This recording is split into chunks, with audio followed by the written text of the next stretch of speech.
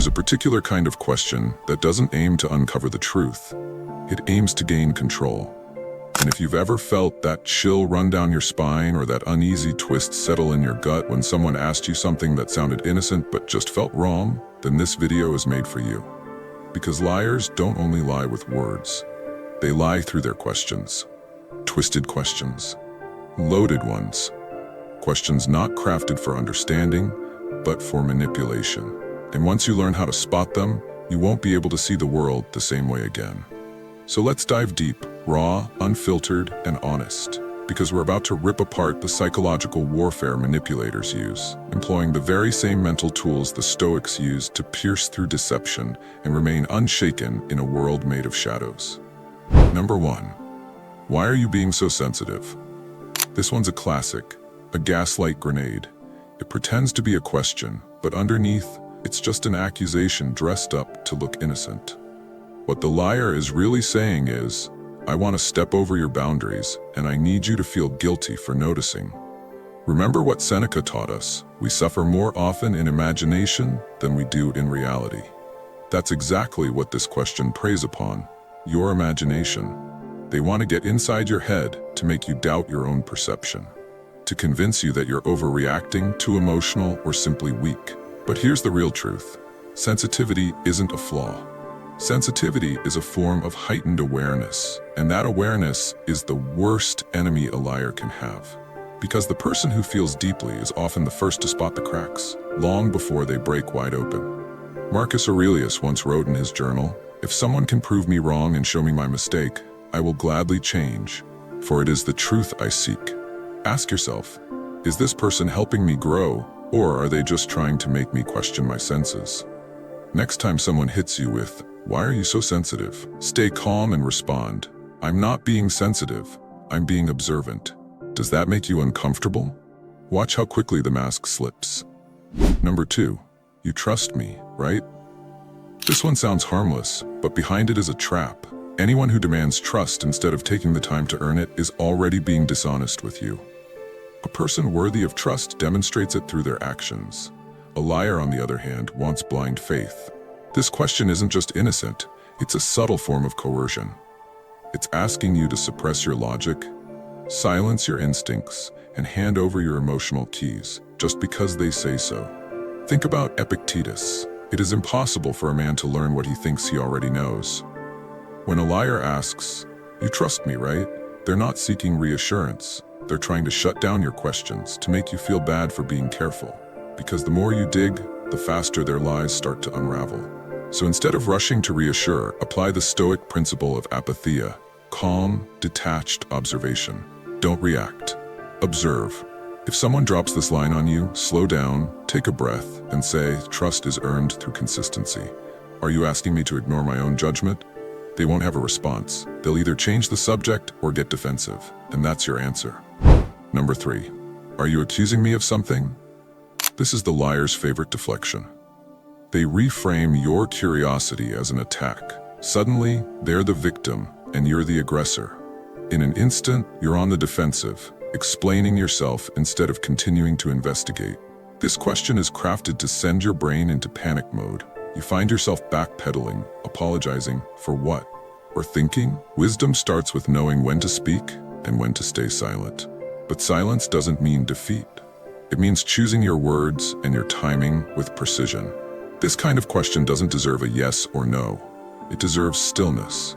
When someone throws, "Are you accusing me?" at you, recognize it for what it is, a test of your strength. Hold eye contact. Pause for a couple of seconds. Then say, "Should I be?" That simple question will disarm them, because liars expect fear, not power. Number 4, would I ever lie to you? Now this one is poison dressed in velvet. It's not a genuine question, it's a performance. They want you to picture them as incapable of dishonesty, as if they're above lying, as if they're so virtuous, the mere suggestion offends them. But pause for a moment. Why would someone even ask that unless they sensed you were getting close to the truth? The Stoics would remind us, do not waste what remains of your life in speculating about others. That sort of speculation clouds clarity.